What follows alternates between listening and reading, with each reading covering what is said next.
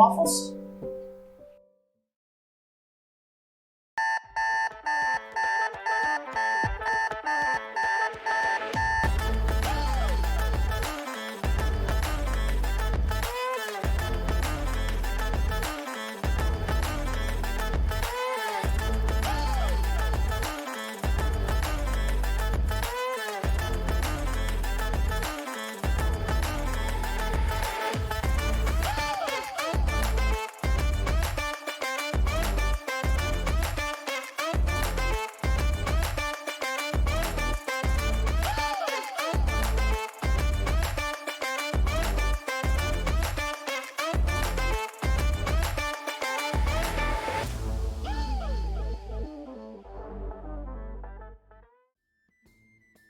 Oh, Nope. there we go.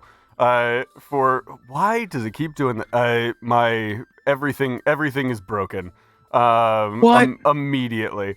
Every time I reload it, it keeps reformatting the new video feed for some reason.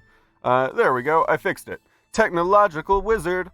Good morning, everybody. Welcome to Warlocks and Waffles, where we serve hot takes, not hot cakes. How is everybody doing this morning? That was good. Welcome to the Pact. We have very special guest on the show this morning. Randall, why don't you tell the people who you are, where they can find you, and why you are awesome?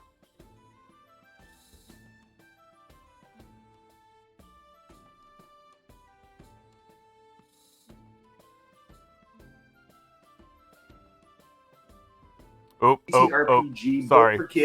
sorry. You did a thing. Start that all over, because it also reset your audio for some reason. I don't know. Fantastic. I don't know why it doesn't want you to be able to talk, but I fixed it. Your voice will not The be internet silenced. is against me this morning. It's fine. It's great. Hi, everybody. I'm Randall Hampton. I'm the author and illustrator of the Little Game Masters series of children's books, where Dr. Seuss meets Dungeons and Dragons. I'm also the creator of Little Game Masters, which is a TTRPG built for kids age 5 and up. All over the web, you can basically find me at one of two addresses, either at Randall_Hampton or at Randall Hampton. So I'm like at Instagram, it's at Randall Hampton because someone used the underscore for some reason. But everywhere else, it's fine. I don't know. Right here on Twitch, I am Randall_Hampton. I do live draws, hangouts, play video games every once in a while. But most of the time, we talk about like tabletop, and I draw like D&D characters and stuff like that. So I do a lot of fun stuff like that. Yeah. Why am I awesome? I'm not. I'm the nerdiest dad ever. I am such a nerd dad. It's not even funny. I had my kids playing TTRPGs when my oldest was like 5, and he's 10 now. So like my kids don't have a chance. They're I'm nerds trying to get on your from level. birth. I'm trying to get there. That's my brand. I love it. It's so much fun. My business cards say very nerdy dad. Like that is go. I'm owning it. I'm there. I'm with you. Yeah. Oh man, Hunter, get on our level, man. You know what? I have been married for 6 months as of yesterday.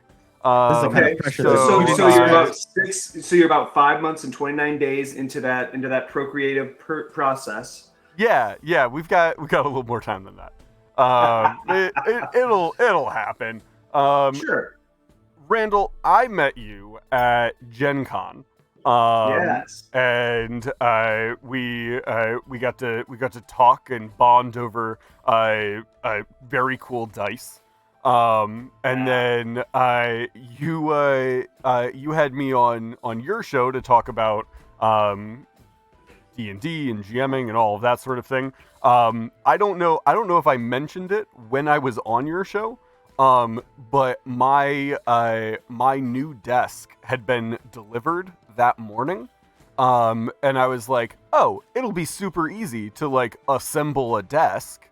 Not thinking about that it's like a very intricate L-shaped desk with like shelves and cabinets and stuff. No. And I have a very, very small space to like work in, to like construct something. So I had like pieces out in the hallway and was like dragging furniture around and stuff. And I just barely managed to like, I think 5 to 10 minutes before I had to jump in the call with you, had just barely managed to get it to the point where like I could sit in front of it. It was incredibly stressful. I like got off work and then immediately started building a desk, and I was like, this was a mistake. I shouldn't have done this. I don't have time to do this thing. And somehow pulled it off. But I did notice. Couldn't tell. It's fine. I noticed the other day that there are no drawers on my desk, and I was like, I could have sworn that like the desk I ordered has drawers, and realized there are drawers. They're just all in a box over there because I never assembled them. Because I got the desk to the point where I could sit down at it, jumped in the call, and then ADHD memory kicked in, and my object permanence. This was months ago. Yeah, this was like back in November, October. Yeah. So I have drawers and a whole cabinet door that hasn't been assembled on my desk because the object permanence kicked in, and it just stopped existing. I didn't think about it until the other day when we talked on Friday. I was like, sure, those are still there. Yep. Yeah. No, it's fine. It's one of those projects that just it defies time, and it just keeps going, and it makes you feel like you've really gotten your money's worth. Right. At this point, I feel like I should just wait until I move into a different place, because I'm gonna have to take the whole desk apart to move and then reassemble you might as well. it. It'll just be a better desk then. I do like Randall's point, though, that like it could be like your desk is just constantly evolving. So why would you ever need a new desk? Right. Now this desk has cabinets and drawers and things. So it's just like, oh man, it's the desk that keeps on. This is the Pokemon of desks. Right. This is my bespoke desk. It is custom to me. Custom in the sense that I did not finish the project. It's unique. Yeah. All of the giant scrapes and damage to it. That was me. Yeah. And it was an intentional. It is a choice that was made. Randall, sure. you do make an awesome series of books. But the new one is the Kickstarter, which I'm very excited about. Can you tell us a little bit about the how you got started on making those? Okay, so I am a father of three. I have three kids. I have a 10-year-old, an 8-year-old, and a 5-year-old. 5-year-old is going to be 6 here in like a month. So when my youngest was born, was about the time when my oldest son had found my dice bag for my D&D game, and he's like, "Dad, what are these for?" And I've got one of the big dice. Like I'm a goblin, I'm just like everyone else, and I've got like a million more dice than I could ever possibly need. So I've got the dice bag that's got all the little pockets and stuff for different sets and all that. Oh, beautiful. And he found that, and he's like, "This is big." And I've got a couple like the big boulder metal dice in there too. And he's like, "What are these for?" "Man, I could break stuff with this." "Yeah, please put it down." And it's like there's a big question. What are tabletop games? What are TTRPG? That's a big question for a little guy. And so instead of like handing him a PHB and say, "Here, go ahead and dig through that," which at that point he honestly probably could have read through it. Mm-hmm. But I didn't want to see his eyes just glaze over. You know what I mean? I wanted something that was a little more lighthearted, something that was a little more fun, that would be a good way to introduce kids to what tabletop games are all about. Now that's where the Little Game Masters series of books came from. I'm very much like my family. We're very much all about reading to kids as much as you can from like day one, like no matter what, like just reading to them constantly.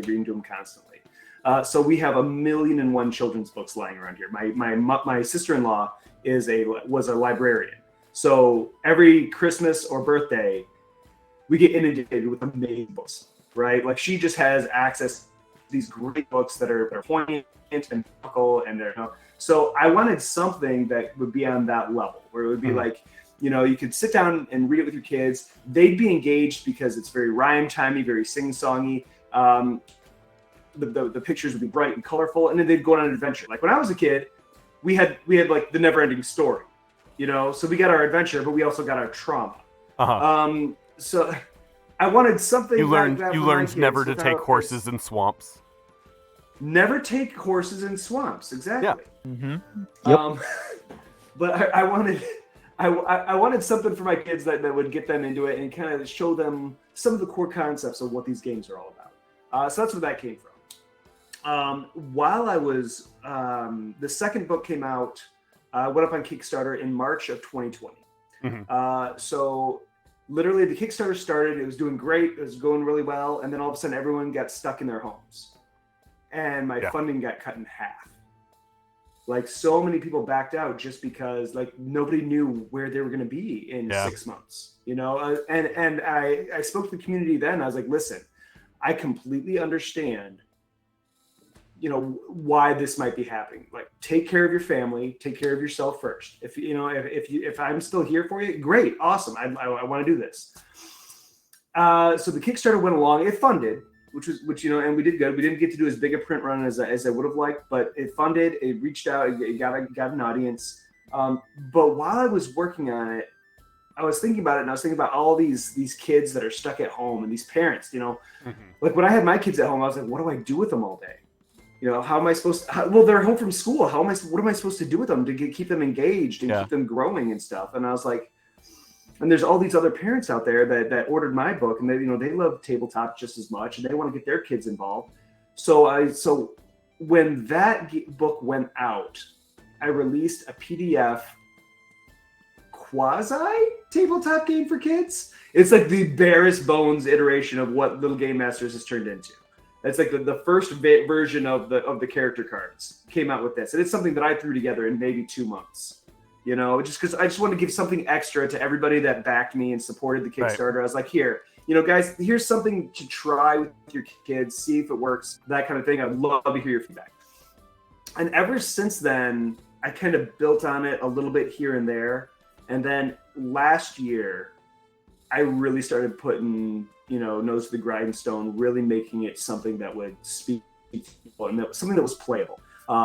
So between Gen Con and PAX Unplugged and up till now, you know, that's really, we were really pushing, and I had people involved to help develop the rule set and to develop the characters and their actions and things like that, and really wanted to get it as clean and as playable as I could. So it's been a game that's probably about 3-4 years in the making, but it's really gotten its push in the last 6 months. I'm super here for it. I've worked for 18 years in children's public library, so everything you were saying about all, I was like, yes, 1000%. Like if I had, like, I was just like slapping a buzzer and then, like the whole time. I know from firsthand from working with like kids and teens that there's a lot of mental editing you have to do, and we do kind of subconsciously. Did you rely heavily on your kids, or like just a lot of back and forth, whittling things down to get to that, like the synthesized, this is what Little Game Masters is going to be? Like what the process of like putting it out there, going back and forth? The nice thing is that my kids are the greatest test subjects ever, because, you know, they've seen me playing just my regular TTRPG, like my D&D game, you know. And they're like, oh, this looks like fun. What's the point of it? I'm like, you use your imagination. I've got one of those. Like, yeah, you do. So they were already pre-baked in. Like they already knew I had them hooked because they saw Dad do it. And for a lot of kids, if Dad does it or if Mom does it, it's got to be fun. Let's try it. Mm-hmm. So you at least have an in for them to try. So sitting down with them and playing with them and giving out the different cards, like, okay, what will you guys change? What do you think's missing? You know, stuff like that. What would you like to do? What would you like to be able to do? And so that made it a lot easier to be able to take it from, like, you know, with normal RPGs, you know, you have these giant character sheets that are just chock full of action, of stats and actions and items and all this other stuff, the skills and all this other stuff. That's a lot to keep track of. Yeah. Especially for little kids. Like if we want to get little kids playing these games and really honing those soft skills, like RPGs are amazing for honing soft skills, like, you know, communication, problem solving, you know, empathy, being able to sit and listen to another character and understand what's going on and try to teach them how to empathize with them. Those are amazing skills that people need and a lot of people don't have today. So being able to teach our kids those things early is amazing to me. And I think think that's a no-brainer. So being able to take that huge character sheet and shrink it down to 3 stats. I love it. They have three attributes that they can use in this game. And instead of having a list of different combat actions and things that they can do, there's 4. One of them they can only do once per session. It's all about ease of communication in the game and really getting them to talk about like how can I use these things in a creative way. Really encouraging like the kids to get as creative and as imaginative with the limited resources that they have, so that later on when they upgrade to Pathfinder, 5e or whatever else, they can take the multitude of options that they have and still grow into that and still make it even more. Because there are a lot of people now that I played with. I'll sit down and I swear. I sat down with someone playing a Warlock. You know what they did the entire damn combat? Eldritch Blast? Tell me. What do you think they did? The entire thing. Was it just Eldritch Blast? Yeah. There you go. Yeah. Mm-hmm. Yeah. Yes. Yep. So it's like, let's breed that creativity. Let's get them going. There's more you can do with it. Mm-hmm. So first and foremost, my kids were pre-baked in and they were great for it and they loved it. And it was easy to teach them how to play the game because they had already played a little bit of other stuff with me. And they were great for feedback and they were just comment fodder. They just kept stuff coming in. I was like, this is amazing. This is perfect. I love it. Second thing that was great about doing this from home, my wife is not a TTRPG person. So the fact that I can hand her the rules, I totally get that. And she looked through it and she's like, oh, I know how I could run this for the kids. Things like that. Like she read through it and she understood what was going on. Now she gave me some great pointers. Like first and foremost, my wife is my editor. Like bar none. I couldn't spell if it wasn't for her.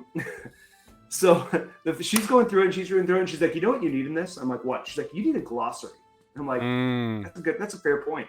So to make this as accessible as I could, it's things like that, having like all the terms that we as tabletop players know like readily and we can get into it. A lot of parents aren't going to know these things. So making the game as accessible as possible, putting all the terminology in the back. So if you don't know what an NPC is, or if you don't know what a game master is, if you don't know what an adventure session is, or, those things like, being able to communicate that with the parents so that they can, even if you're not a TTRPG person, but you want to sit down and you want to try something new with your kids, here you go. Let's give it a whirl. That's awesome. I think the thing that really stuck out to me when I looked over like the stuff that you were showing me at Unplugged, I think what really stuck out to me is the character sheets have like all of the stuff, everything that the players can do. And like if your kid is at a reading level that they can like read through it on their own, you've got it all laid out, and then you flip over the card and it just has like pictures of like the different stuff that they can do. It's like, oh, okay, I can like blast of energy or fire or like all of that stuff. It's like that's so cool. That's so immediately accessible. I love it. And I love it so much. I also just love the art style of everything you put out. And the fact that your one of your stats is just pizzazz. I appreciate that. The whole time I was just like, thank you for using pizzazz, because oh my goodness, it's such an underused word. But yeah, it literally, I think it's one of those ones where you can say it and you can get across, but like it's just like muscles, whatever, and it's just like what's this one? It's like can't pizzazz, say pizzazz without doing jazz hands. I already do it. I literally started doing this as you said that, and I was just like, pizzazz, and it's just like it's such a good way. It decreases all these barriers of entry, where it's just like, and the first thing I tell, I wish I had your game so long ago when I was still working at my library, or even like 2 weeks ago. It was a dad, his 10-year-old, and an 8-year-old. And the first thing I say, you're going to have a sheet that's going to say a lot of words, have a lot of numbers. Don't look at it. That's what I have to say. I say, don't look at it. Just tell me what you want to do. Yeah. Tell me what you want to do. And then we're going to look at that when we need to. And then they'll kind of like hone in. But even then I have to like tell them. And the dad has to go like right here on this list. You just like, boom, these are it. Like, right here. And it's really attractive. And I'm so excited for this. And yeah, it looks phenomenal. Yeah. I wanted to make it as clear cut and simple as possible. You know, so instead of worrying about, there's no real leveling up in this game. You know, these games are meant to be played like one session at a time. So if you wanted to go in and play a different character each time, you can do that, and that's fine. The fun thing, and this is one of our stretch goals on the Kickstarter, stretch goals. We have in the works a deck of cards, which is kind of like a little deck of loot. It's a little loot deck, right? So if you go on an adventure, what's the funnest part about adventuring? You get to loot things. You get the treasure at the end. You get the hoard, you know?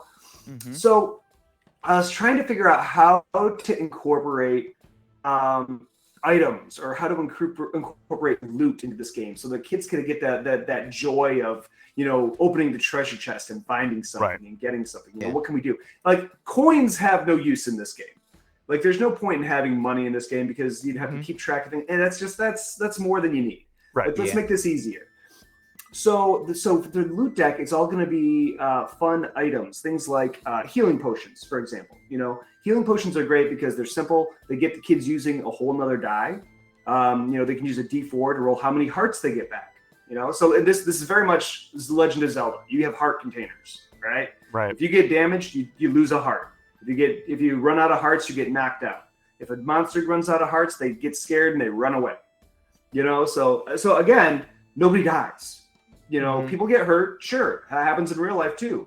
People get knocked out and you put away. You know, we're trying to take a little bit of the edge off of tabletop games for these kids as well. Make it a little more friendly, a little more family friendly, that kind of thing. But back to the deck of items. You know, you could have healing items. You could have potions that let you do maybe some of the other characters' special abilities. So, like, say the wizard can cast fire spells. Well, maybe you have a potion that you can drink. Can let you breathe a gout of fire, and then you can do kind of like the wizard spell. So like the bard who does more, and in my game, true to life, the bard is more of a support character. It has an attack, it has a healing option. The bard has a spell where I think it's called inspiring performance, where as his reaction.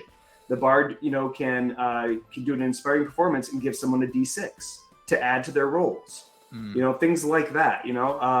Or their special ability, they play a song and it puts all the monsters to sleep. That's great. Things like that. But if the bard picked up one of those potions, he could take it and breathe fire and do 2 hearts of damage to a monster or whatever.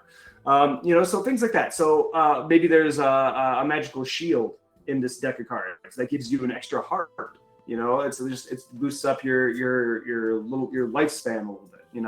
Things like that. So there are ways to kind of quasi level up and improve your character a little bit as you go, but at the same time it's not permanent. So you can always come back and play as that character again and start fresh.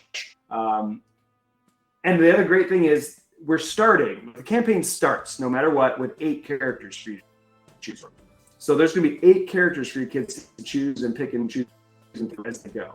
Now, as we get more funding, as more people are backing the project, we can unlock more characters. So we've got one stretch goal for an additional 4. We might do more than that. It just depends on how much support we get. Awesome. That's incredible. Yeah, I'm so excited to see it. I mean, obviously, there's one stretch goal that I'm just more excited about than any of the others. You're a little biased. I am a little bit biased. There is just there's a really cool one at 20K that I'm pretty excited about. I was gonna say So we funded the Kickstarter funded within 36 hours, something like that. Congratulations! Is when it was funded. We were going to print no matter what. Over the weekend, we hit. Thank you very much. I agree. Yeah, I'm excited. It's awesome. Over the weekend, we hit our first stretch goal. So we can add on as a part of your backing. You can add on a physical set of the character cards. They're going to be very much similar to this. This is the prototype, but similar to this. They're going to be more durable. They're going to be sturdier. And you're going to be able to use like wet dry erase markers on it. So you can add on a set of the character cards instead of having to print them off from the PDF or.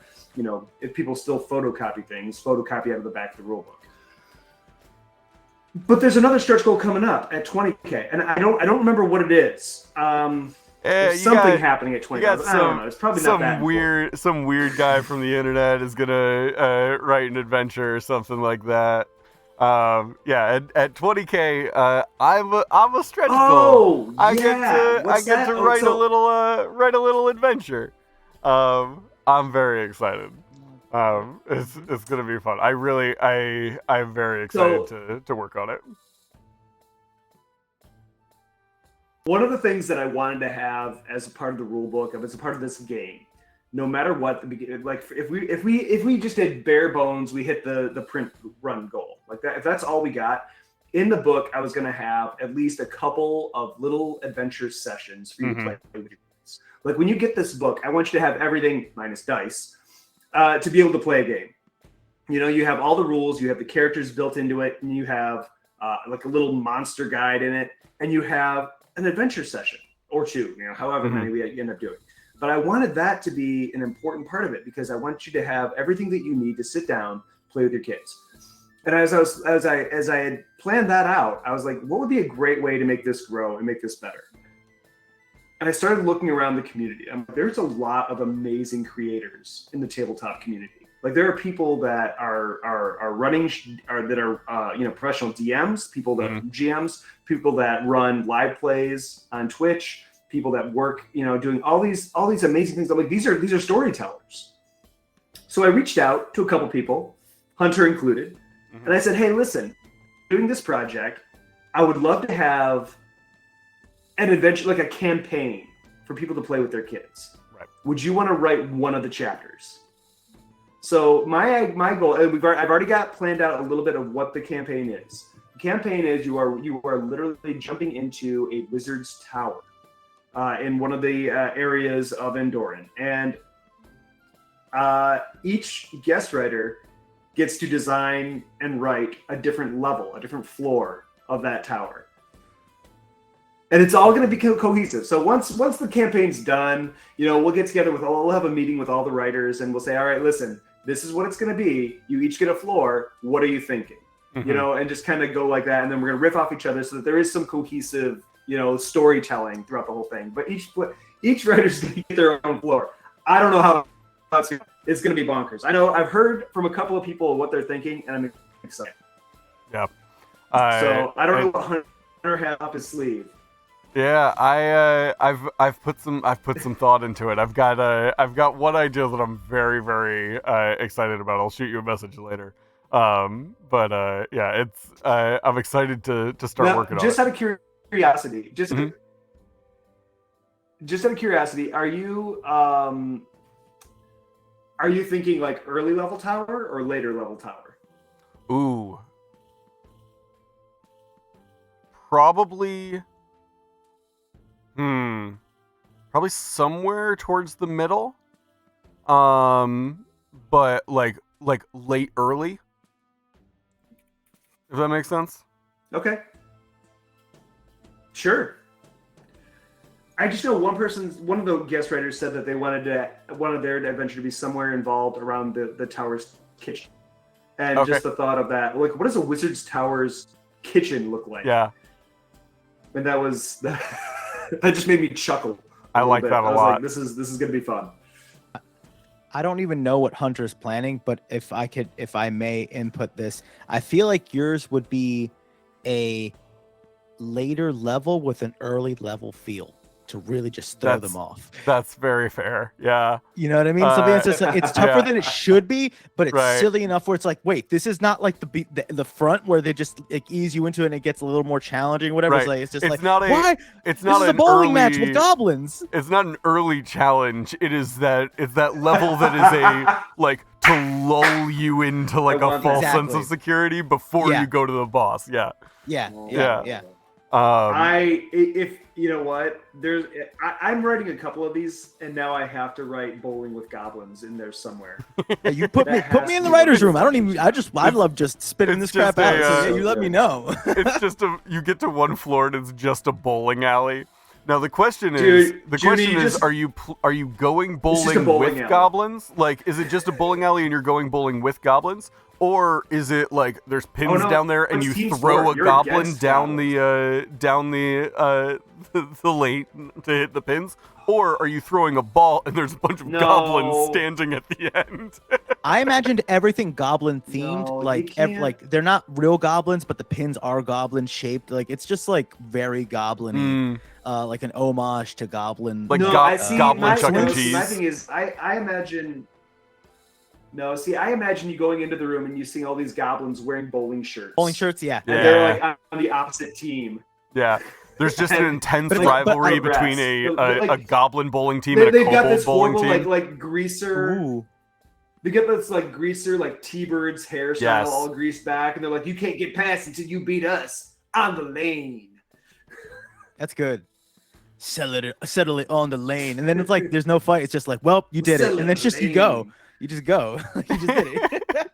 Cold holders. Oh, sweet man. Rosie B, that's awesome. That's very good. Holders. That is really good. Kobold. Oh man, Love I love that. That's so good.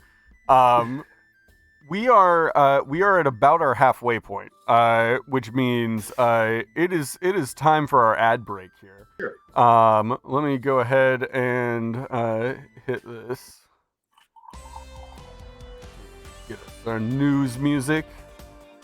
Lower I can't that hear it, here. but I know No, it's there. nobody can hear it other than me and the people who are in the stream. At least you hope they hear it. But I hope everybody.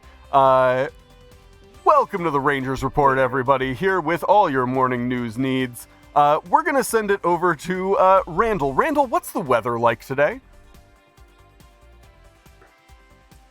Oh, it's been terrible out here today, Jim. I don't know what it's like where you are, but here we got it's snowing literal albatrosses. Albitri? I'm not sure what the correct pronunciation. Albatrossi.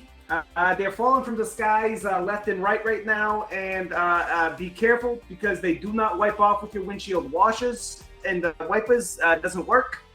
But that's okay. It's okay.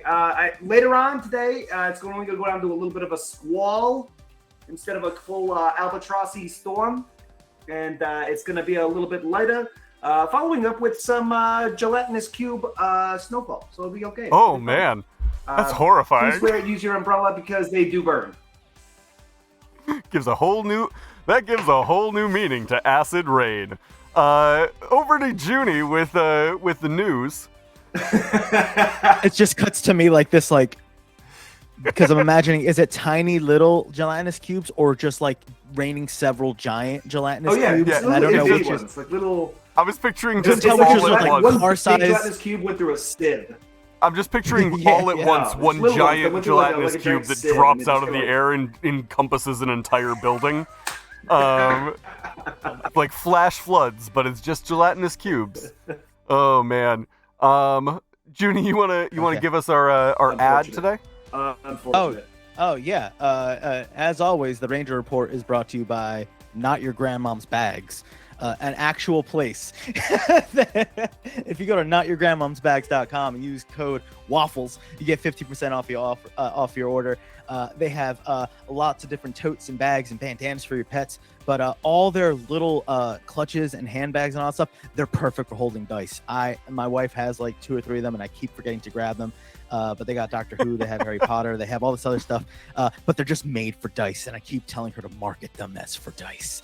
But go check that out. Notyourgrandmomsbags.com, Waffles.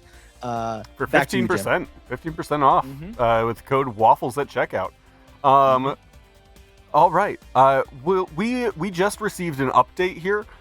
Here in the studio, we're receiving word that the gelatinous fall that has been plaguing the city, the cubes have unionized. They are forming one large conglomeration of unionized cubes. Be wary of that. They're moving through the city. We'll keep tabs on this news story as it develops. Back to our show. It's good for work standards, Jim, but it's terrible for your skin. That's good. Wow, that was a good line. That was really good. It's good for work standards, but it's terrible for your skin. Oh man, wow. add it to That's the a- shirt list. I want a Oh wow, t-shirt. yeah. of We have a running of line. Yeah, we have it's a running just a thing. It's a gelatinous cube with a sign that says like "Unionize now," and then it says "Good for work standards, terrible for your skin." Oh my goodness. I'm already writing it down. Thank you, I appreciate it. Oh, that's so good. So we are back to the regular show now. That was the Ranger Report. In the back half here, Junie, you had a segment you wanted to pitch here. Yeah. Would you rather fight one goblin-sized dragon or 100 dragon-sized goblins? No, that's just a question that I wanted to ask, and that didn't get put in. So that's You just said, would I rather fight one dragon-sized goblin or 100 dragon-sized goblins? oh, I'm I said it fairly wrong. certain. That could might be what wrong. I said. Listen to the playback. I was just trying to go off of memory. Well, whatever. You said yeah. Yeah, It was either Junie, one when dragon-sized goblin or 100 yeah, goblin-sized 100 dragons. Yeah, Goblin-sized that's dragons? The way. Junie, That's when the right you one. when you edit this into Okay. podcast form, put the playback right here. Yes. All right. No. Yeah. So we had a few things, but one of them was a monster mashup that we were gonna throw out some different monsters that exist and what a fun combination might look like. Oh man, I love mashup monsters. We Randall, we briefly talked about mashed up monsters on Friday. And so when Junie pitched this morning, I was like, oh yeah, that's great. We that ties into something he and I already talked about. So yeah, I am a huge fan of mashup monsters. I forget there was one that you were talking about on Friday, and I forget what it was. But my favorite mashup monster that I've ever made was one that I call the Hydroctopus, which is like a kraken, but as you cut off tentacles, they split and grow more tentacles, so it just becomes this horrifying like spaghetti mass of tentacles as you keep chopping them off. That's it's awful. Horrible. That's it's awful. really, really, really terrifying. Hard pass. Um, Hard pass. what about you? No, thank you. What's a mashup monster I hate it. you've made? We were talking. I remember we were talking about on Friday about the charity stream that we did. That Yes. Me and Bennett did, Mhm. and we created. He did a stat block for me, and this is before WotC re-released it. Like this is a monster that I think has actually come out a couple times. But we did our version of a Draculathid, like a dragon and an illithid Mhm. Yeah. mushed together. And ours was really super creepy because it didn't have wings. Instead, it had like long, huge, massive tentacles where the wings would have been, and it floated around psionically. It was blind, but it had like a blind sight kind of effect. I like that. And if I remember correctly, the dragon it was like the husk of a dragon that was taken over by an elder brain. And it had like its regular limbs, but then it had two little extra limbs right here that covered up, right up by the chest, that covered up a cavity where the elder brain sat. And so it would like just kind of tuck him in kind of thing. Oh, it was awful. It was awful. That's it was horrifying. a horrible creation. I loved every second of it. Yeah, that was fun. Like there are things like what Watson came out with the breath, the tadpole breath, is like the fact that like have you seen that block for that thing? The which one? Oh, it's so gross. Like it's got a breath weapon. The official one from Watt, It's got a breath weapon where it breathes out a cone of putrescent grossness. I don't know what it is, but it's filled with tadpoles, like the illithid tadpoles. And as soon as they hit you, like within like so many days, you turn into an illithid. Like no save, you die. Horrifying. Kind of thing. Like it's awful. Yeah. There are some nasty beasties in that book.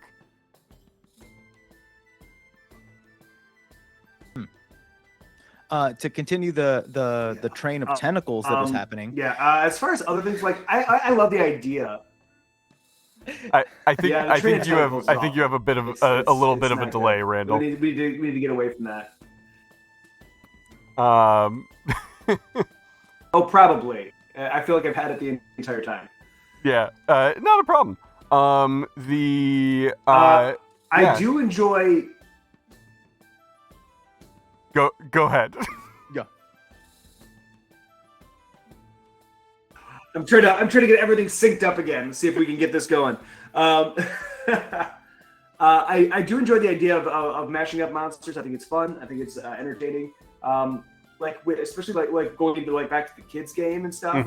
Being able to take silly things like in regular like tabletop games, you can get 3 kobolds in a trench coat. Imagine that for kids though. Yeah. Yeah. How fun is that? Things like that would just be great. What did I see? I saw someone did a mini painting the other day that was 5 kobolds in a trench coat, but they were all different colors, so they looked like Tiamat. They claimed that they were Tiamat, but it was just 5 kobolds in a trench coat. I love that. That's very good. It was the best thing I'd ever seen. I love that a lot. I played I ran a game once where I had an NPC that was 3 kobolds in a trench coat, and they were adamant that they were a dragonborn, and were very upset anytime somebody insinuated that was not the case. I love kobolds so much. Any of the little clever, tricky like goblins, kobolds, gremlins, anything like that, totally my bag. I did a live play, Descent into Avernus, where we were all the player characters were kobolds. I love that so much. Oh my goodness, that's so good. And one of them was a little black kobold that had like his backstory was that he was a cursed ancient black dragon that had been like he was transformed into a kobold, and he was adamant about it. It's like, no, I am a black dragon. Oh man. And so like the other little kobolds, because we hear him say that, we were immediately in awe of this presence before us. It's like, you would humble yourself to become one of us. He's a god. Oh man, that's so funny. So yeah, that live play is a lot of fun. That's really good. I love that. Junie, you have any very, very memorable monster fusions? Yeah. I was gonna say kobolds. I play a kobold all the time. No, monster fusions. I think the one it was. I'm bringing it back. I know you didn't want it, but it was gonna be back to tentacles, because I couldn't get out of my brain of going like a beholder. I'm sorry, but a beholder, which is like very intimidating and scary. Love a beholder. Like, they still, but they're also very intelligent, and they can just be like people that you can talk to and whatever. Like they can be villains, stuff. But then a flump, which is also supposed to be very intelligent, and then somehow like making like a flump beholder, type flump. Yeah, I don't know, like that. This was gonna be a workshop. Yeah. Like you know what I mean. Like this is the workshop part of it, where I'm just like, I know I have these two things. How the deck shuffles together, I don't fully have that. But it's just one of those things where like flumps are so flumps are so like harmless, and beholders aren't. Right.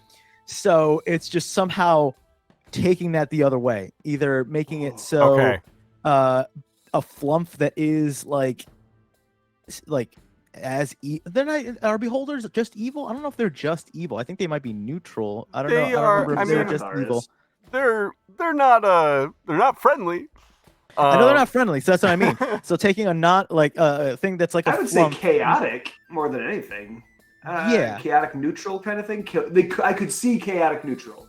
Mm-hmm. You know what I mean? Yeah. I don't know. Yeah, their interest above anything else, right? Yeah. Ooh, weirdly, according to the stat block, they are lawful evil. Beholders for are? a gold? Yeah.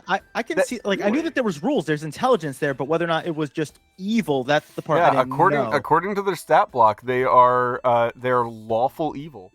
When I think evil, I think very in your own interest. You know, very much that's where like the idea of the evil spectrum. You know what I mean? Like that's just whatever you got to do to get your own thing. You can be lawful evil. You'll follow the rules to get what you want. And Rafiki raises a very good point that they have their own personal law.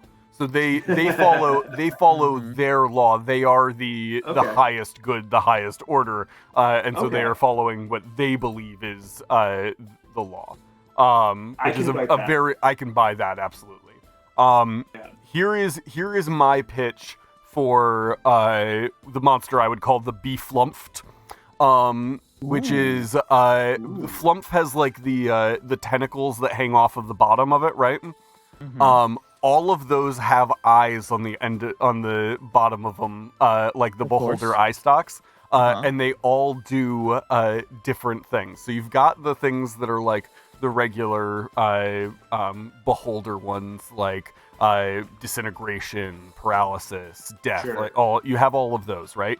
But to tie into the Flumps, like they are these good like little floaty space boys, and I love them dearly. They also have eye stalks that are just like a healing word and like aid and like mage armor and like these random ones that don't necessarily work that make just to ruin it. Other people better. Just to ruin it, they do have Flumps have an action called stench spray.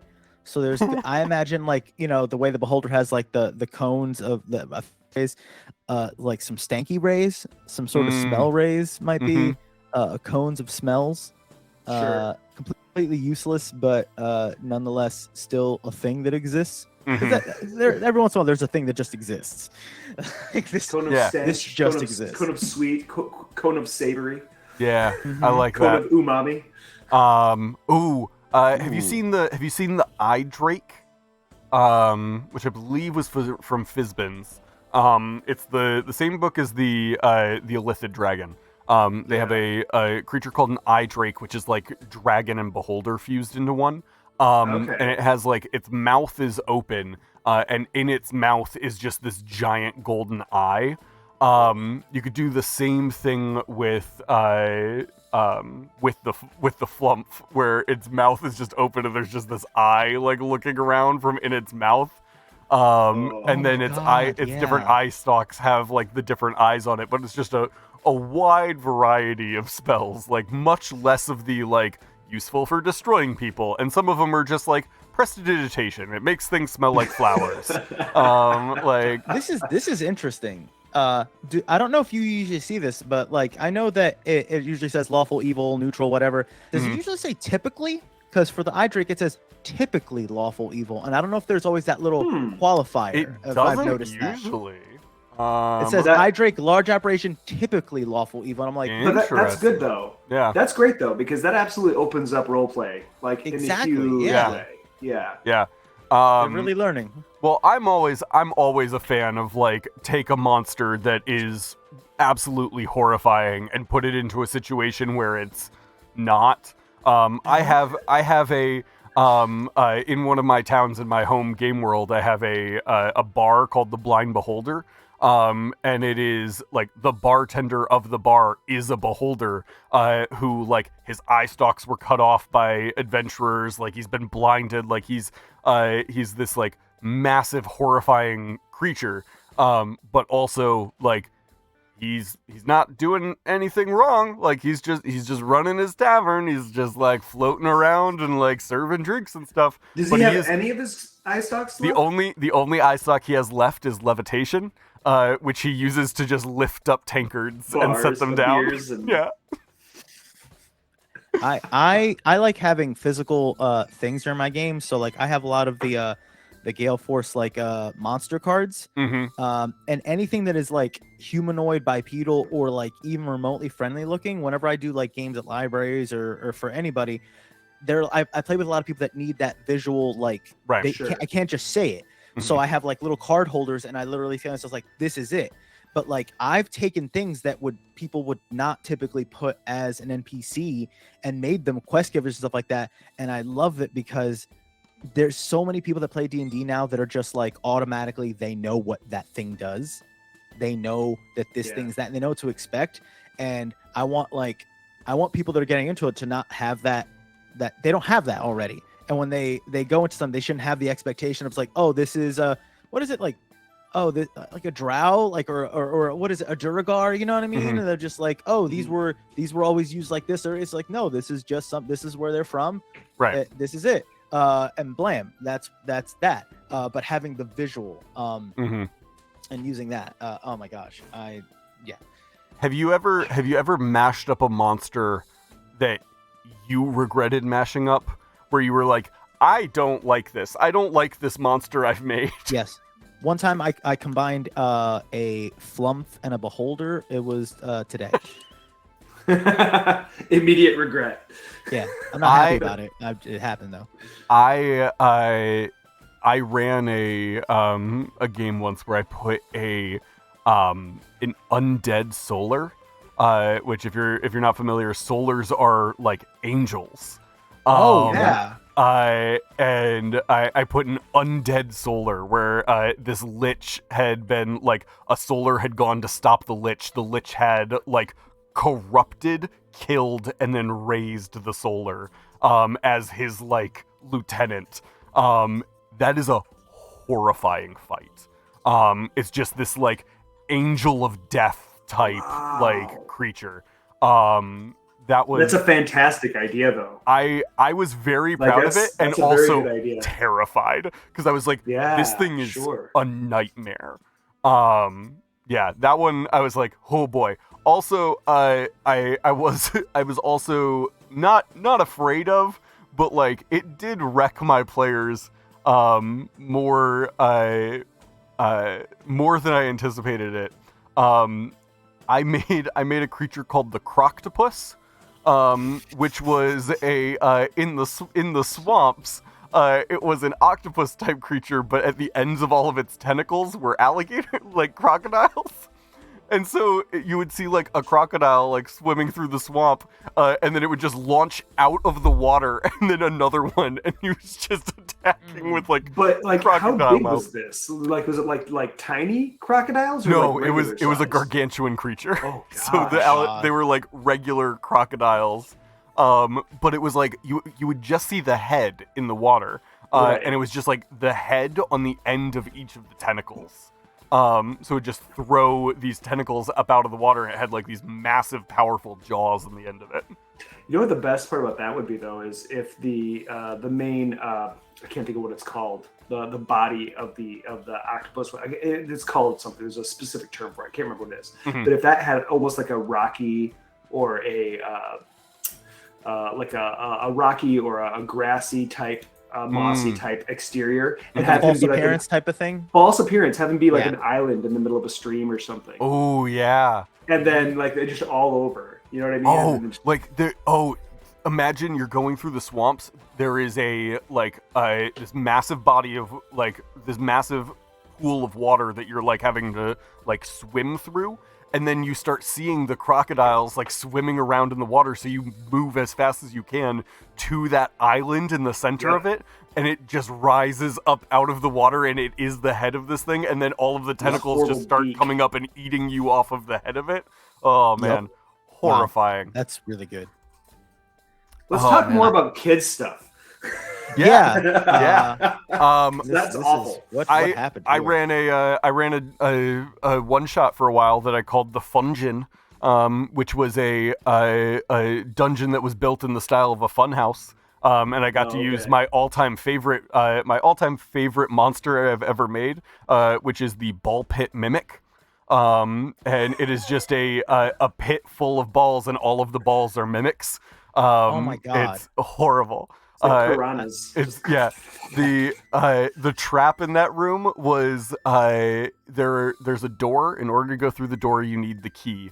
In order to get the key, there are like cubbies in the walls, and a sign that says "No shoes, please." And you have to take your shoes off and put them Oh my into the God. cubby, and then the key will fall from the ceiling into the pit, and then it fills with the balls. Balls. And you have to like go into the ball pit to find it, and then you just feel things start biting into your feet. This proposes a fun thing where you have to. I always had to like walk that fine line of making something kid friendly, but Mhm. like make it serious enough or slightly scary enough without actually traumatizing Right. people. This is where I once again I wish I had Randall's game years ago, because I had to like Jiffy Sure. rig like versions of kind of similar what you did with characters and stuff like that, but we would play something called Dungeons and Fandoms, because I wouldn't try to actually get people to understand the thing. So what I would do is it would be similar like oh, you have this, here are your basic powers, and I'd be like, you pick something from anything. Superman, Naruto, Sonic the Hedgehog. Sure. Now write down what you know they can do. And then it was just a Oh, yeah. D20, and then I would kind of set simple DCs, and the whole thing was magic has kind of leveled the playing field a little bit. So Yeah. you're Superman. You may be not as strong as you used to be, or as you're supposed to be. Mhm. Magic. You know what I mean? But then the D20 roll would, let things go. So I had a party, and it was Marty McFly, Darth Maul, Deadpool, and Batman, I think. Oh No, man. I love the addition of Marty McFly. I know. Yeah, no, The something was other- Marty McFly. It was the so other random. the other three are like, okay, I see how you got there, and then Marty somebody do McFly. Ryu. At one point, they all fought the Loch Ness monster. I just went real crazy with it. I love But that. Amazing. I remember that they wanted to do something and they messed it up real bad. And I was just like, all right, well, there's a way around it. But they messed it up. And then the one person, they were the older one. That's why they knew Marty McFly was. They were just like, okay, can I go back in time? And I was just like, I'm sorry, what? Do you have a DeLorean? It's just like, can I just have the flux capacitor? I was like, roll. And they rolled like a 19. So I was like, you know what? Sure. We're going to say somebody can launch you to get fast enough. You go, what do you do? And it's like, I want to go back to just before we got there. And Incredible. they did it. They got the information they needed. And then they were smart enough to go, all right, now that I did that, I'm going to send the person we needed to talk to. I'm going to just tell them to go that way. And I'm going to wait here. And they sent the person to where they originally encountered them, waited for whatever encounter went wrong, and then they waited for them to leave, and then they jumped out of a bush. And then it was just like, like almost like a look at the camera, like I did that actually. Like Fourth I'm the wall reason break. that whole encounter happened. Yeah. But it was fantastic. That like I can't get the image out of my head now of this guy walking, like Marty McFly walking around with a flux capacitor like around his neck. I like think a we Yeah. said Flames they rigged giant it to the watch. skateboard. I think they Like the rigged giant it to clock the necklace. skateboard. I think that's how they Oh, rigged it okay. to the skateboard. That's so good. And like somehow were launched fast enough to trigger it. That's how we did Okay. it. And I was like, if you roll high enough, I'm not going to take it from you. That's a fun, clever idea. Right. Sure. And then they did. Yeah. And it was just, D20 high is good, low is not necessarily a fail, but maybe doesn't go as cool That's as you had amazing. planned. Right. They said they wanted to be Marty McFly, and then proceeded to say the only cool thing Marty McFly has access to. Makes total sense. Yep. Oh man. We are at our time. Randall, I would love, before we close out here, we've talked about like monsters and stuff like that. Are there any monsters or encounters or anything like that you have made for Little Game Masters that you are just so excited about? Okay, well, so we try to make it as kid friendly as we can. Right. So the monsters in the game are they're cutesy wootsy. They're fun, for kids to play with and stuff. Mhm. Doesn't mean they're not harmful. I mean, there are ones that can do some damage, that kind of thing. I'll give you 4 examples of great monsters that we already have baked in for the game. First off, we have your run-of-the-mill goblin, but we call them gobbies. Mhm. It's a gobby. I saw that on your live the other day. I was like, that's adorable. So there's the gobbies. There's for those of you that want a like a goblin shaman, there's the gobby magic pants, which is great. And if you want like the big like urukai like monster like big bulky hulking kind of goblin, we have the gobby in a tin can, and he's just laced with armor. Is he huge, or is it just big like guy, the same yeah. size? Okay, No, big guy. Is it It's a just big the one. same size and he's buffed with tin cans? Like, Oh my It's a goodness. big, it's a big monster. Big I monster love gobby. So those are like the three like stages of gobby that we have, which is a lot of fun. Another monster that we have is called I call it a dust bunny, and it's literally just like this little blue fluff. Like do you remember like back in the day they had like the powder puffs that you know for like makeup and stuff, you just poof, you know, like it basically looks like a giant fluff, like a big puff, right? And it has two actions they can do. One of them is like a dust bloom, which it kind of like incapacitates. And the other action that they have is called Aww, because it makes you think that it's so cute that you can't attack it for 2 rounds. it's disarming. I love It's it. disarming. I love that so much. Yes, Oh man. love it. So those are some of the monsters that we have kind of boiled up here for Little Game Masters. Oh man, I love that so much. The dust bunny is so good. Oh man. I'm so excited to see the finished product here. I'm very excited to also like write that adventure when we get there. Yeah. If you haven't already, let me type the code. Almost the thing there. in here. We're less than 5,000 away from getting We're getting hunters. close. Yeah. So, Yeah, not too far. Go Yeah. check that out on Kickstarter. Also, Junie, you know Devin.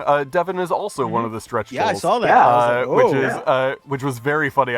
Neither Devin or I knew that the other one was like a stretch goal until the project went live, and then we're like scrolling through and we're like, Oh, wait. that's so funny. I don't even know But if what's it's funny is legal. like I know but yeah. you two guys from completely different things. Yeah, Like, you know, and I've had So interactions with both of you, and I was like, you know, this would be a great person. Oh, this would be a great person to work yeah. with. So I It's- reached out to both It's of one of those things where it's like the community is massive. It is also Yeah. so tiny. Like Mhm. Yeah, it is. There are so many people in it, and you will run into the same 5 constantly. you. Yeah, for sure. Oh man. Thank you so much for being on the show, Randall. Yeah, it's been a pleasure. Where Thanks for having me. where can people find you? So if you want to follow me on socials, on Twitter, it's at Randall_Hampton. On Instagram, it's just at Randall Hampton. You can follow me right here on Twitch at Randall_Hampton. I do live draws all the time. Come in and hang out, draw people's D&D characters or whatever else we're doing. And then you can go to my website if you want to contact me about commissions or anything like that. Go to my website. It's randallhamptonart.com. You can see some of my past work, some of the stuff I'm working on, and links to buy my books, things like that. And then right now, the Kickstarter's live. So go over to Kickstarter, Little Game Masters, and check it out. We're already funded, so that's awesome. We've hit our first stretch goal, and we're going for the next one. Next stretch goal is having Hunter right here, right in one of the adventures for your kids. Whoa. So super, super excited about that. We just got to get out there and share it as much as we can. Get as many people touching this. This is one of those projects where people don't know about it, but as soon as they see it, they're like, "Where has this been?" Yeah. You know, so it's one of those things. So we gotta get the word out. We gotta let people know that it's there and it's available, and it's something that we're really, really, really passionate about and we're really excited about. So we want to get it out to as many people as we can. Yeah. If you have kids of your own, nieces and nephews, friends who have kids, If you work at libraries, if you wanna work do a at program, libraries, Oh, I'm gonna be if spreading this you- to so many librarians. Yeah. If you frequently babysit, if you are, if you have grandparents that you want to teach how to play TTRPGs, and you know Yeah. they're not going to sit down and read the whole player's handbook, this is I'm gonna show perfect. my wife this, yo. Yeah. Like, this is definitely for people that like it's too intimidating, or they're like they can't. They're my first experience was people dropping 15 books in front of me. Like, you Mhm. know what I mean? No, some That's people a just lot. think it's like here's a simple thing. You know, you would pizzazz. You know, I mean, look. I will never forget when somebody tried to teach me how to play Pathfinder. I was going to play Pathfinder. They handed me a thumb drive and said all the books for character creation are on this thumb drive, and I opened it up, and there were hundreds. Like, there were so many books on there, and I was like, It's a lot. Nope. And then I just Googled, like, Pathfinder character, and then took whatever build it gave me and made that. Well, and here's the thing. Like games like that are amazing. They're so deep. They're so expansive. I feel like I would love it now. But at the time. Yeah, there's so much that you can do, and there's so much creativity that can go into it. We're starting at a younger age. We're looking for a way to get kids involved without like being way too intimidating and way too overwhelming. Well, and it's a very simple system, but it's such an easy way to like do it. Even if you wanted to do just a very like rules light one shot for like your friend group, this is still a very attainable system. Super rule light. It's very easy to play, but it's an excellent introduction to what tabletop role playing games are. Absolutely. It has you rolling the full set of polyhedral dice. So, and I mean, what kid doesn't want to roll dice, you know? So it's all about introducing them to the concepts and what it is when you sit down at the table. That's the most important part, you know? And they sit there, they get to use their imagination, they get to have fun. You know? There you go. Oh man, I'm so excited. It's gonna be incredible. I can't wait to see the finished product. There's also I told you on Friday, one of the stretch goals is the box set. I am a sucker for a box set, so just personally, I'm very selfishly want it to get to the box set level so that I can get a box set. But oh man, I'll send you guys the art for the 2B GM screen. Oh. So you can have it as a background on your computer screen if you want. I'm such a sucker for art. For the GM screen, it's pretty great. Like I've already got the art for it done. I want to make it happen. Yeah. I want to make a thing. Go back so the thing. Share it. Share I'm the thing. Back the thing. The heck out of this. Put that everywhere on the internet because it's I do awesome. copywriting. I'm going to be persuasive as hell on this one because there you go. I need all these, like the fact that there's other like character types that we could be unlocked. I'm like, yeah, just give me all of them. Yep. There are all these options. I just double checked and saw how like you have like the spell, like the 1, 2, 3, and 4 as far as like the spellcasters, like water, shoot fire, or shoot web or something like that. Like I'm like, yes. They don't have to describe it. They just go like, all right, yeah, I'm gonna look. Yeah, I do that thing. It's so good. I love it. Thank you so much for being on the show, Randall. Anytime we close out, we like to give a nonsense call to action as our closeout here. So we give like 3 things. So in the past, we've done like get a whole pizza, eat it by yourself, drink directly out of the milk carton. Like anything, I did anything check like your that. tires. Yeah, Junie did it one time and gave 3 very like realistic things, and he's not allowed to do it anymore. So Randall, can you give us just 3 nonsense call to actions before we wrap up here? All right. Always salt your potatoes. Make sure to tie your shoes, but backwards. Ooh. And never forget the Alamo. Don't do it. Don't forget it. And the fourth thing is go back Little Game Masters on Kickstarter. Yeah, there you go. Yeah. That one, if you do any of them, salt your potatoes. But if you had to pick a second one, go back to Little Game Masters and then back it again and then tell your friends to back it too. I don't actually remember what happened at the Alamo, so I don't know that I should say don't forget it because I don't actually. But you remember it. You remember the Alamo. You remember it's a thing. So you haven't gone back on your own tenant. No one told. I have not. No one told you to remember what happened at the Alamo. They just tell you to remember it. Okay. Yeah. Oh wow. Technically, that's true. That's true. I think about it, yeah. Thank you guys so much for being here. Thank you for hanging out with us this morning. Have a great rest of your week. Junie and I will be back on Friday with more nonsense at 8 a.m. Eastern. Until then, have a great rest of your week. And we'll see you around. Bye, everybody. Bye.